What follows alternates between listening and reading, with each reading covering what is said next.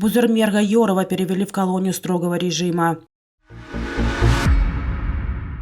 Тело Рахими Каримовой, погибшей под колесами поезда в Москве, передали родственникам. Минздрав Таджикистана сообщил о регистрации больных свиным гриппом.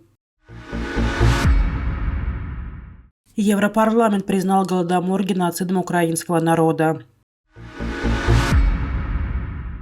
Адвокат Бузурмерг Йоров, отбывающий тюремный срок в Таджикистане, получил серьезное наказание за несоблюдение тюремных правил и неподчинение охранника. По словам матери и брата осужденного, в ноябре суд постановил, что Бузурмерг Йоров должен отбывать 2 года своего срока в исправительной колонии с еще более строгим режимом. Но до сих пор он содержался в тюрьме Вагдата. Об этом сегодня сообщил брат Бузурмерга Джамшед Йоров. В Вагдатской тюрьме Бузурмерга втянули в спор о роли лидера нации в обществе и развитии страны. Критическое суждение брата не понравилось собеседникам, и он был помещен в ШИЗО. Но эти споры организовывают сами представители тюрьмы, чтобы спровоцировать брата и показать его нарушения.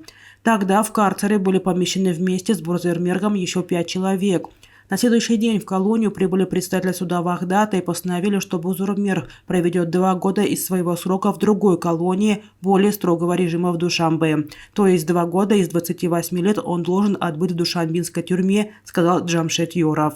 В отличие от обычной тюрьмы, в колонии строгого режима заключенные лишены возможности общаться с другими заключенными, имеют большие ограничения по количеству свиданий, передач, посылок, писем, длительности ежедневных прогулок на открытом воздухе. Кроме того, за малейшую провинность на зоне с суровыми порядками содержания отправляют в карцер. Российские власти передали родственникам тело Рахими Каримовой, 21-летней уроженки Таджикистана, погибшей под колесами поезда. Азиза, тетя погибшей девушки, рассказала, что она будет похоронена в подмосковном Чехово. По словам очевидцев, утром 9 декабря 21-летняя Рахима Каримова, студентка 4-го курса Российского государственного геолого-разведывательного университета, совершила суицид, бросившись под поезд в Москве. Причина смерти девушки официально не сообщается. Близкие погибшей студентки утверждают, что некий молодой человек создал от имени Рахимы фейковую страницу в Инстаграме и выкладывал там ее фотографии, переделанные на непристойные при помощи фотошопа. В предсмертном письме Рахима не упоминает никаких имен, она лишь извиняется за то, что принесла родным и близким страдания.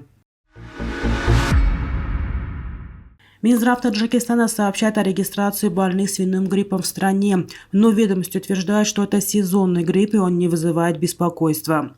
С 2010 года везде в мире распространяется свиной грипп, который уже превратился в сезонный, а сейчас сезон ОРВИ и гриппоподобных заболеваний, говорит Навруз Джафаров, начальник управления эпидемиологической безопасности, чрезвычайных ситуаций и экстренной медицинской помощи Минздрава Таджикистана.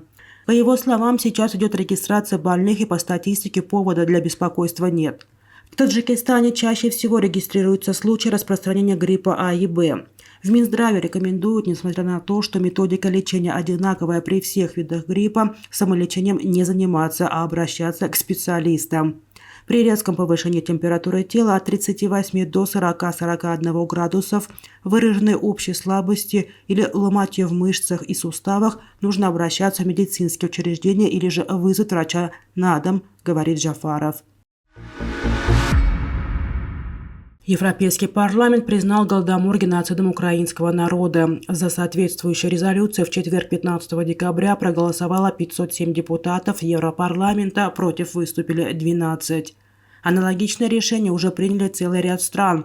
30 ноября за соответствующую резолюцию проголосовал Бундестаг ФРГ. Голодомор укладывается в список человеконенавистнических преступлений тоталитарных систем, в результате которых в Европе в первой половине XX века были уничтожены миллионы людей. От голода и репрессий пострадала вся Украина, а не только ее зерновые регионы. Сегодняшней перспективой это следует квалифицировать в историко-политическом плане как геноцид, заявили в Берлине. В результате насильственной коллективизации сельского хозяйства в СССР, проводившейся в годы правления Иосифа Сталина в 1932-33 годах, в стране возник массовый голод, жертвами которого стали миллионы людей. С точки зрения Украины, эта катастрофа была осознанно спровоцирована руководством Советского Союза. Голодомор уже давно является крупной спорной темой между Украиной и Россией. Москва отвергает точку зрения Киева, согласно которым жертвами массового голода были лишь украинцы, и заявляет, что от голода пострадали также миллионы жителей Центральной Азии и России.